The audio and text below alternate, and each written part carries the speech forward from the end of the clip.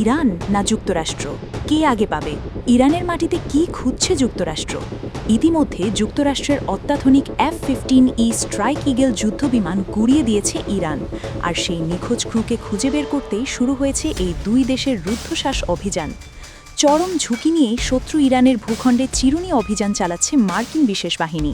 কিন্তু যদি ইরান এই নিখোঁজ সৈন্যদের আগে খুঁজে পায়, তবে কি কিছু হতে পারে? দক্ষিণ ইরানের আকাশে এখন এক অভূতপূর্ব এবং ভয়ঙ্কর ইঁদুর বিড়াল খেলা চলছে।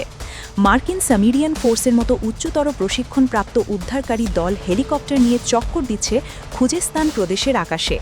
মার্কিন সামরিক কৌশলবিদদের মতে এটি বর্তমান বিশ্বের সবচেয়ে বিপজ্জনক মার্কিন সামরিক অভিযান, কারণ এই নিখোঁজ পাইলট বা ক্রুরা এখন শুধু সেনাসদস্য নন, বরং যুদ্ধের সবচেয়ে মূল্যবান ট্রফি বা রাজনৈতিক ঘুঁটিতে পরিণত হয়েছেন। নিখোঁজ ক্রুরাও শত্রুর চোখ ফাঁকি দিয়ে বেঁচে থাকার বিশেষ সামরিক কৌশল প্রয়োগ করে নিজেদের লুকিয়ে রেখেছেন বলেই মত মার্কিন বিশ্লেষকদের। শত্রুর মাটি থেকে এই ক্রুদের জীবিত উদ্ধার করা যুক্তরাষ্ট্রের জন্য এখন সম্মান ও অস্তিত্ব রক্ষার লড়াই।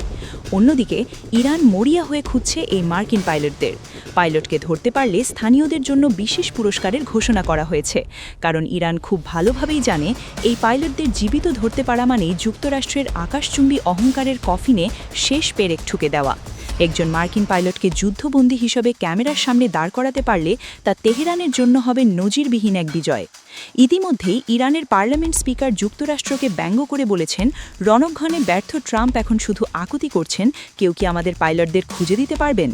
এই মন্তব্য থেকেই স্পষ্ট, পাইলটদের বন্দী করা গেলে বিশ্বমঞ্চে ট্রাম্প প্রশাসনের সামরিক শ্রেষ্ঠত্ব কতটা নাজুক হবে। যুদ্ধবিরতির দর কষাকষিতে ইরান পেয়ে যাবে সবচেয়ে শক্তিশালী অস্ত্র। এখন পুরো বিশ্বের নজর কেবল একটি প্রশ্নের দিকে, জীবন বাঁচানোর এই রুদ্ধশ্বাস প্রতিযোগিতায় শেষ হাসি কে হাসবে, ওয়াশিংটন নাকি তেহরান? শেখ জুবাইদা, আন্তর্জাতিক ডেস্ক, নিউজ ডেস্ক।